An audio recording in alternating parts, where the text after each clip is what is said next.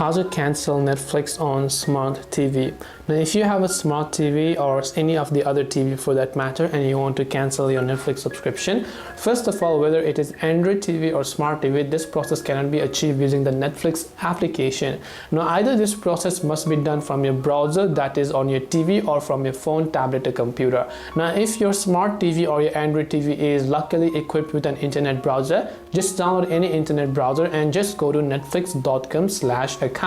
I repeat, netflix.com/account, and here you want to make sure to simply log into your Netflix account. Now, in my case, my membership has already been cancelled, but if in your case your membership is still active, here you'll find the membership and all of those details, where you'll find the option to also cancel your plan. And once you just select the cancel plan option, your membership is going to get cancelled. But I recommend that you do this from your mobile or from your computer, so that it will be easy for you to log in and cancel your membership. Right from the smart TV, you have to use your browser. If you're lucky, your TV might be equipped with a browser.